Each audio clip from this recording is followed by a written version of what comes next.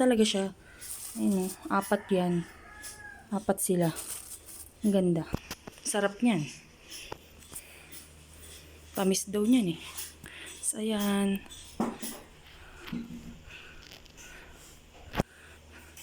Ito pa yung maganda sa design nila. Ayan o. Gold. Ayan na. Iniikot-ikot ko kada para makita nyo yung talagang kabuuan ng bahay. Ayan. Pagkapunta mo dito, wait, lalak ko lang ito. Ayan. Kakapagawa lang daw nila yan last time. Ayan. Ayan, nagsasaing pala kami ngayon. Kasi, dumating kami ng madaling araw. Ayan. Perfect. So, yan. Pagbukas mo niyan, ayan na. Diba? Ganda. Parang ano siya, kahoy talaga siya. Ayan o, ang ganda niya. Paglabas mo kasi, marami silang stock dito ng soft drinks. Ito yung gilid. May labasan din dito. Tapos dito, sa may dulo. CR kasi yan. Yan. Ito napapakita dyan. Yan. Ang titang mayaman. Maliligo na siya. Ay, maliligo ka ba? Yan, dito tayo dadaan. Wait, mag-chinelas lang ako. Yan. Yan, ito yung daanan. Yan, kasi mga motor nila. Masyadong maliwanag. Yan. Ba't ang liwanag masyado? Ayun pala.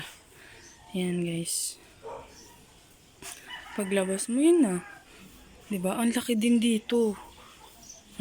Lalabas ulit tayo para makita nyo ulit yung kabuuan. O, dito iikot ko muna. Yan. Diba? Ang sarap parang simoy ng hangin dito. Ayun, umagang-umaga. Ang linis. Diba? Ang linis talaga. Lalayo ako para makita nyo. Diba, guys? May dadaan kasi. Yan. Ay, dito na yung sikat ng araw. Yan, magpapaaraw muna ako. Vitamins to. Ay, yung sasakyan na ginamit namin. Yung kotse.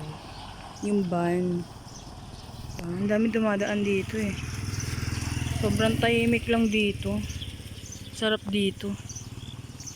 Yan. Dito ako sa araw. Nagpapahangin ako. Ay, nagpapaaraw pala. Vitamin C kasi to. Para